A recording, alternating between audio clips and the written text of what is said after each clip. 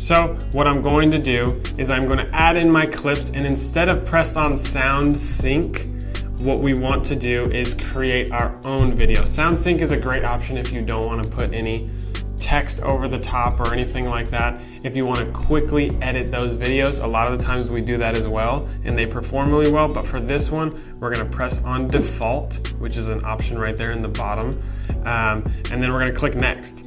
Basically, default allows you to trim each of those videos. So if you click on a video, you could trim how long it's going to be or whatever. But since we already have these clips adjusted to the length that we want them to be, we're not going to sound sync, but we're going to kind of do that adjustments ourselves. So I'm going to click on next, but then what I'm going to do right off the bat, I'm going to start adding some text. So we want that hook.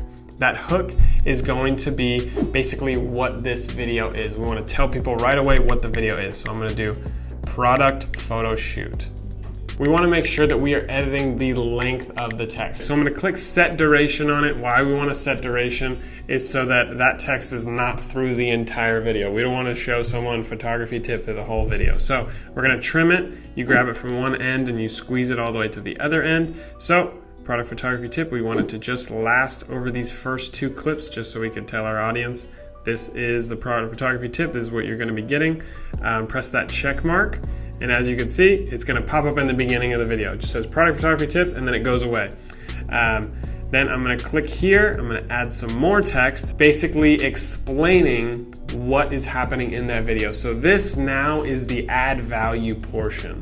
So we want to be adding value by explaining, in my case, what is happening in this photography tip. So I'm going to tell them step number 1, grab a mirror and your product. So I'm breaking it down for these viewers. And then I'm also going to trim the duration of that one as well, so it's not lasting there the whole entire time. Have it pop in exactly when I want it to pop in, and have it fade out when I want it to go away. So boom, press the check mark. I'm going to add another set of text, which we will have it be step number 2, which will be pour water around the product. You can make it whatever colors you want. And then I'm going to set duration on that one as well. So basically it's going to say product photography shoot. It'll explain step 1 of what I want them to do, step 2 of what I want them to do, and then those are going to go away. And what I plan to do is place a voiceover over top, kind of explaining exactly what we want them to be doing. So that we're kind of hitting them on all fronts. So we want to do this text for anyone who's hard of hearing or anyone who's watching it without volume. And then what we're going to do is place a very popular song on top of that as well. So as we talked about before, make sure it doesn't have a trend on it already unless you're doing the trend.